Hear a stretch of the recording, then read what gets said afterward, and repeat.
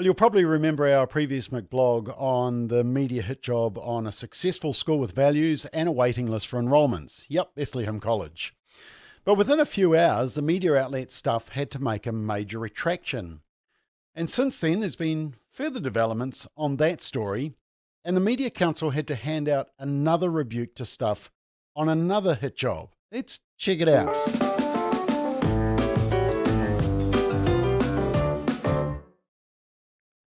So you'll remember the story. School counsellor accused of bullying and transphobia at Bethlehem College. It was a campaign by Stuff and a journalist in particular, Anne-Marie Quill, against Bethlehem College in its statement of faith. A clear campaign of a reporter on a crusade. It was about the fourth or fifth article going after Bethlehem College. Now, the last time the reporter attacked Bethlehem College, she was roundly rebuked by the Media Council because when the Media Council analysed one of her articles, after a complaint from Bethlehem College, they found out that the reporter hadn't appeared to have spoken to anyone actually present or verified the accusations made against Bethlehem College, that the college was given no opportunity to comment before the article was published, and the college was offered no confirmation that the allegations had even occurred, beyond an assurance by Stuff reporters of the claims by a radical activist, Chanel Lull, and not the first questionable claim made by that particular activist. So back to this, the hit piece that we covered last time. Now here's the interesting bit that I highlighted. Within 4 hours, the title of the story had changed. Here's the old one, bullying and transphobia, and here's the new one. Yep, the word bullying has gone. Why? Because it was fake news, but it fitted the narrative.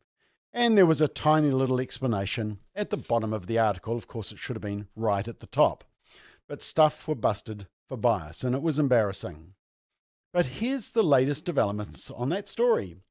After the reporter had got comment from both the counsellor and the school for this story, so there'd been some improvement in the journalism there since the last one, it was time to go on the attack. And so it was off to auto-dire people who would take great offence at Bethlehem College. And one of them was a Tauranga health practitioner. They were horrified at Bethlehem College. So that was enough. Stuff said, let's print that.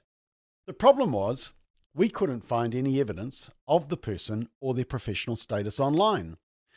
Now, within a couple of hours of our McBLOG being published, the name was changed in the Stuff article online, and it was a Northland health practitioner.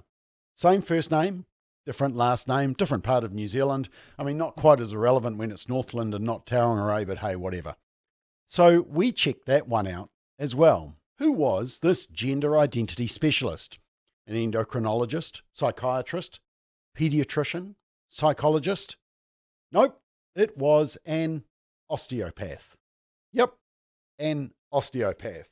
Now, according to the Osteopathic Council, just in case you didn't know, osteopaths use a variety of techniques to help correct abnormal physical conditions, which include back and neck pain, headache, physical injuries to bones, joints and muscles, and many other physical and functional disorders. In other words, they're not a counsellor, psychiatrist, or medical professional in the area of gender dysphoria. Our favourite Stuff reporter just found someone who yelled the word transphobic. Shocking, eh? By the way, we know that this person, this osteopath, actually does exist. So at least our reporter found a real person this time, but just nothing to do with the issue at hand. But here's the best bit. When you go to the link to read the story now about Bethlehem College, it's gone, vanished, nowhere to be seen. That's how embarrassing it's been for Stuff. So that's 2 articles by Stuff on Bethlehem College by the same reporter that have been busted. But that leads me on to another story, also from Stuff, but based in Nelson this time. A Transgender Conference sparks a fierce national backlash. And Christine Hubbard from Stuff and the Nelson Mail were on a similar crusade. Apparently, a conference on the negative impacts of transgenderism has caused outrage across the rainbow community. Apparently. The reporter highlighted one of the speakers who the reporter incorrectly labelled a detransitioner. Now, only this one speaker was highlighted, despite there being around 7 other experts listed, including a former professor of psychology from the University of Sydney And one of the speakers was Stella O'Malley, the Irish psychotherapist who I've interviewed for Family Matters, and it's well worth the watch, and that's available on our website. And there were two legal experts. But no, it was a detransitioner that they wanted to highlight, because nothing goes more against the gender narrative than a detransitioner. How dare they detransition? And once again, the reporter never went to this detransitioner for comment. Sound familiar? The reporter did rush to groups to endorse the outrage, including a Southland GP who described the event as outrageous, wrong, mind-blowing and upsetting. Now, this GP is on the board of an LGBT group, and there were some activists who had started a petition to get the conference banned from a local venue. And shockingly, the conference planned to discuss the new conversion therapy law with some legal experts. Terrible. Now, the New Zealand Psychological Society were asked for a statement, and their response showed just how lost they are. They said this: the proposed conference program did not reflect evidence-based best practice in working with transgender or gender-diverse children and adolescents. Psychologists recognise that the approach that supports the best outcomes for transgender people and those who care for them is to offer culturally appropriate, gender-affirming services. The society said being transgender was not a psychological illness or disorder and was a normal, healthy variation in human functioning and bodies. Well, that's interesting. I wonder what the Psychological Society thinks of Sarah Donovan's views from Otago University, or from Professor Emeritus Charlotte Poole from Otago University, or what they think of the recent edict from the NHS, the UK Ministry of Health, on this issue. And the Stuff article had its usual pro-narrative images and videos from the conversion therapy debate, all pushing one side, of course.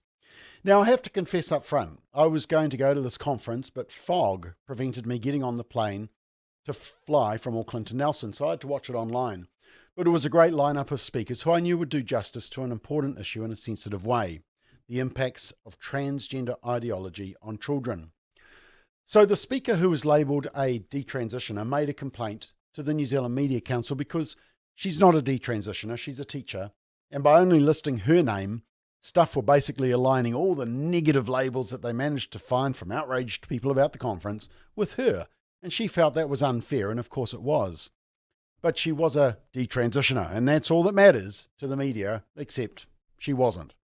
She also complained that Stuff's coverage of the transgender issue was hopelessly biased, and this article was just the latest example. Now, on this article in question, Stuff actually printed a correction when they were told of the error about the detransitioner, but of course it's down the very bottom after the fact, and it's difficult to see how they made such an error.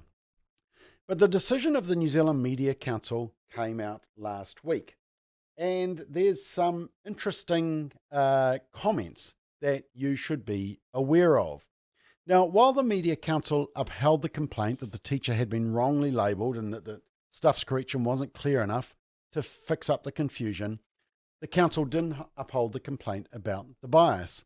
But it's the comments of both Stuff and the Media Council that I want to show you. And the first one is in the complaint from the Media Council decision. The complainant said that she had audited Stuff's coverage from January 2020 to June 2022. Stuff had reported at least 58 times from a transgender supportive perspective, and only once from a perspective that questioned transgender beliefs. Transitioning was glorified, and long-term side effects such as sterility and loss of sexual function were not mentioned, she said. Stuff had ignored international stories covering concerns about the treatment of gender dysphoria. A responsible, balanced media would delve into these issues. Now, look, I don't doubt that assessment one bit. In fact, I would say it's dead accurate. And in fact, even Stuff admit it. They even admit in their policies that it's not up for a debate, along with a number of other issues and climate change, because apparently the science is settled. Now, in response to this complaint, Stuff said this: Stuff takes the position that transgender people do exist, and under the New Zealand Human Rights Act, gender identity is protected against discrimination, and we take a human rights standpoint in our reporting on transgender issues. Reporting the views of people who take a prejudiced approach to transgender issues is not providing balance. Well, A slight problem there. Gender identity isn't actually in the Human Rights Act. That's an assumption from activists and some legal experts, some. But no, the conference wasn't denying that transgender people exist. They're questioning the treatment of young people with gender dysphoria and whether medicalisation and surgery like mastectomies are the answer. Now, of course, they're not. But Stuff is saying there's only one solution, theirs. But then Stuff said its reporting on transgender issues was impartial. But that did not mean giving a platform to voices who deny the very existence of other New Zealanders in harmful and prejudicial ways. Stuff considered the complainants' comments questioning the existence of multiple genders and statements about the dangers of transgender ideology fall into that category. Now note that Stuff don't challenge the 58-to-1 biased ratio, because they can't. Yet they still try and answer with a straight face that they're impartial, despite their official policy. I mean, they don't even lie very well. Now, in fairness to Stuff, they did approach the organisers of the conference for comment originally, but it took 3 days for a response. And I think this is where Bethlehem College did it well, because they pushed back immediately each time they needed to. And we need to do that as well. You can't hope for the best when dealing with the media. Now, here's the last interesting bit that I want to highlight. The Media Council, which is the watchdog for the media, said in its judgment, the question of whether Stuff's overall approach to transgender issues is biased is more difficult. Stuff takes the view that giving a voice to certain opinions on transgender issues amounts to giving a platform to prejudice and views that might cause harm. The council believes Stuff has the right to take this position. So you have been warned. Don't expect any balanced debate on the gender issue on the Stuff platform. But then it goes on and it says this. However, coverage of the debate about the treatment of gender dysphoria in children is slightly different.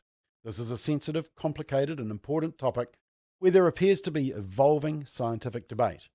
The council rejects Stuff's argument that it is analogous to climate change. In the case of climate change, there is an overwhelming consensus of scientific opinion, whereas on the issue of childhood gender dysphoria, there seems to be a variety of genuinely held and differing opinions internationally. Now, I'm not going to touch on the silly climate change statement. I will say that maybe Stuff in the Media Council aren't aware that the UN shocked the climate change community by announcing recently on the eve of COP27 that it now believes climate change will only be about half as bad as previously thought. So maybe the debate isn't settled. But back to the transgender issue, the Media Council says there's evolving scientific debate for transgenderism with young people. If that's the case, and it is, the media should be reporting the debate, not pushing the narrative. And just finally, the wet bus ticket slap from the watchdog, the New Zealand Media Council, to Stuff. And they said this. The complainant asserts that the balance of Stuff's coverage is firmly in favour of the transgender supportive perspective. The council does not have the resources to carry out its own research to verify this, but hopes Stuff and other media outlets will consider whether they are taking a balanced approach overall. It is important that all reasonable views are allowed to be heard, given the seriousness of the matters under consideration. Well, there's a big emphasis on hope there. It's not happening at the moment. Why would they change? Look, let me sum this up. With both the Bethlehem College coverage and this Transgender Conference coverage, my word of advice to you is be very discerning when consuming news media these days. Be careful which stories you click on. Test everything. Question everything. No longer can we trust that we'll get a balanced report from certain media outlets. That has long gone. And they're not even being held accountable to do that anymore. You have been warned, but continue to push back. We need to hold them accountable, even if they don't want to listen.